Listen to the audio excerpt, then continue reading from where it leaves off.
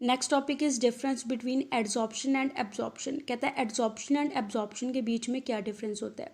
कहता है जो एड्जॉर्प्शन फिनोमिना है उसमें क्या होता है, जो कंसंट्रेशन है एक सब्सटेंस की दूसरे सब्सटेंस की सरफेस के ऊपर हायर होती है as comparison to its bulk. On the other hand कहता है जो एब्जॉर्प्शन है, एब्जॉर्प्शन फिनोमिना में क्या होता है, जो मॉलिक्यूल्स हैं एक सब्सटेंस के वो क्या होंगे, यूनिफॉर्मली डिस्ट्रीब्यूटेड होते हैं through out the body of other substance. दूसरे सब्सटेंस की बॉडी में वो क्या होते हैं, एक सारता से डिस्ट्रीब्यूट होते हैं। मीन्स उसकी सरफेस और उसके बल्क के अंदर दोनों में जो कंसंट्रेशन है सब्सटेंस की वो क्या होती है, इक्वल कंसंट्रेशन होती है। दस कहता है अगर हमारे पास गिवन दिया है absorption of substance A by B, उसका मतलब क्या होता है, मीन्स कहता है जो ए है वो क्या होता है बी की सरफेस के ऊपर प्रेजेंट है। मीन्स जो कंसंट्रेशन है ए की वो क्या होती है, बी की सरफेस के ऊपर हायर कंसंट्रेशन होती है और बी की बल्क के अंदर उसकी कंसंट्रेशन ऑलमोस्ट क्या होती है, नेग्लिजिबल होती है। ऑन दी अदर हैंड हमारे पास गिवन दिया है absorption of A by B, उसका मतलब क्या है, जो ए है वो क्या होता है यूनिफॉर्मली डिस्ट्रीब्यूटेड होता है बी के ऊपर। मीन्स बी की सरफेस और बी की बल्क के अंदर जो ए की कंसंट्रेशन है वो क्या होती है, इक्वल कंसंट्रेशन होती है। फॉर एग्जाम्पल कहता है अगर हम चौक की स्टिक को डिप कर दे इंक में, कहता है अगर जो इंक का कलर है वो सिर्फ कहाँ पे हो, चौक की सरफेस के ऊपर हो, अगर हम चौक को तोड़ के देखें उसके अंदर उसका कलर ना जाए, वो अंदर से क्या हो, वाइट कलर हो, तो दैट मीन्स वो कौन सा प्रोसेस है, एड्जॉर्प्शन प्रोसेस है।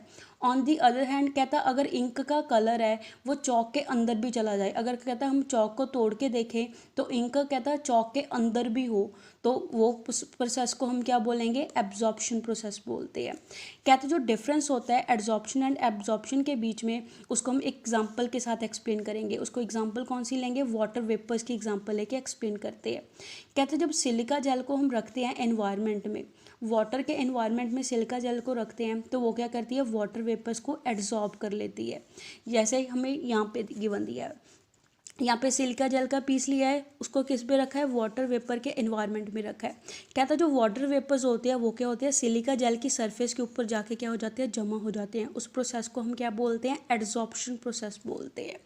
ऑन दी अदर हैंड कहता क्या होता है, जब हम एनहाइड्रस कैल्शियम क्लोराइड ले लें, कहता जब हम उसको रखें वाटर के इन्वायरमेंट में तो क्या होगा, वो वाटर को क्या कर लेता है, एब्जॉर्ब कर लेता है।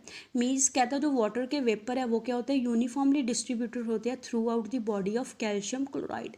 जैसे हमें बी फिगर में शो करा है, कहता बी फिगर में हमने किसका पीस लिया है, एनहाइड्रस कैल्शियम क्लोराइड का लिया है। जब हम उसको वाटर के इन्वायरमेंट में रखते हैं तो जो वाटर है, वाटर क्या होता है, यूनिफॉर्मली डिस्ट्रीब्यूटेड होता है, उसकी सरफेस और उसके अंदर क्या होती है, वाटर की डिस्ट्रीब्यूशन इक्वल होती है। सो कहता है एड्जॉर्प्शन के केस में जो कंसंट्रेशन होती है वो क्या होती है, सरफेस के ऊपर ज़्यादा होती है बल्क के comparatively. On the other hand कहता है जो एब्जॉर्प्शन प्रोसेस है, एब्जॉर्प्शन प्रोसेस में क्या होगा, जो कंसंट्रेशन है वो बल्क में और सरफेस में दोनों में क्या होती है, इक्वल कंसंट्रेशन होती है।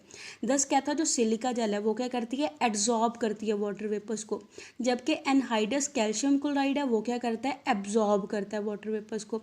सिमिलरली कहता है ऐसी अमोनिया गैस है, अमोनिया गैस को भी जब हम चारकोल के कॉन्टैक्ट में रखते हैं तो वो चारकोल क्या कर लेती है, अमोनिया गैस को अपनी सरफेस के ऊपर एड्जॉर्ब कर लेती है। तो कहता है जो एड्जॉर्प्शन प्रोसेस है वो एक सरफेस फिनोमिना होता है, जबकि एब्जॉर्प्शन है वो क्या होती है, एक बल्क प्रॉपर्टी होती है। Next is difference between absorption and adsorption. कहता है एब्जॉर्प्शन एंड एड्जॉर्प्शन में क्या डिफरेंस होता है। एब्जॉर्प्शन वो फिनोमिना होता है जिसमें क्या होता है, जो गैस के पार्टिकल्स है या जो लिक्विड के पार्टिकल हैं वो यूनिफॉर्मली डिस्ट्रीब्यूटेड होते हैं सॉलिड की बॉडी के थ्रू आउट, सॉलिड की बॉडी के सरफेस के ऊपर और उसकी बल्क के अंदर, दोनों में जो डिस्ट्रीब्यूशन है गैस के या लिक्विड के पार्टिकल की वो क्या होती है, इक्वल डिस्ट्रीब्यूशन होती है। On the other hand adsorption वो फिनोमिना होता है जिसमें क्या होती है, हाई कंसंट्रेशन होती है पार्टिकल्स की, गैस के या लिक्विड के पार्टिकल की, किसके ऊपर, सॉलिड की सरफेस के ऊपर। कहता है उसकी बल्क के कंपैरेटिवली जो उसकी सरफेस है उस सरफेस के ऊपर जो कंसंट्रेशन है वो क्या होगी, हायर कंसंट्रेशन होती है। सेकेंड डिफरेंस इज कहता है जो कंसंट्रेशन है वो क्या रहती है, मटेरियल के थ्रू आउट सेम कंसंट्रेशन रहती है, जिस वजह से हम उसको क्या बोलते हैं, बल्क फिनोमिना बोलते हैं। ऑन दी अदर हैंड कहता है एड्जॉर्प्शन में क्या होता है, जो कंसंट्रेशन है वो सरफेस के ऊपर ज़्यादा होती है एज कंपैरिजन टू उसकी बल्क के। कहता है बल्क और उसकी सरफेस दोनों में कंसंट्रेशन क्या होती है, डिफरेंट होती है, देयरफॉर वो क्या है, सिर्फ सरफेस फिनोमिना होता है। Third difference is absorption occurs at uniform rate. कहता है जो एब्जॉर्प्शन है वो क्या चलती है, सेम स्पीड के साथ चलती है, जबकि जो एड्जॉर्प्शन है वो क्या होती है, कहता है स्टार्टिंग में एड्जॉर्प्शन है वो फास्ट होती है, उसके बाद जो एड्जॉर्प्शन का रेट है वो क्या हो जाता है, स्लो हो जाता है। नेक्स्ट इज जॉप्शन। कहता है जॉप्शन क्या होती है, कई केसेस में क्या होता है, कहता है जो दोनों प्रोसेस हैं एब्जॉर्प्शन एंड एडजॉर्प्शन प्रोसेस, दोनों क्या चलते हैं, एक साथ चलते हैं। कहता है उन दोनों प्रोसेस में कोई भी डिफरेंस नहीं होता है। ऐसे केसेस में कहता है जो सब्सटेंस है वो क्या होता है, यूनिफॉर्मली डिस्ट्रीब्यूटेड होता है बल्क के अंदर सॉलिड की, बट उसी टाइम के ऊपर जो कंसनट्रेशन है सब्सटेंस की वो क्या होती है, हायर कंसनट्रेशन होती है बल्क के कंपैरेटिवली। ऐसा फिनोमेना को हम क्या बोलते हैं, जॉप्शन फिनोमेना बोलते हैं।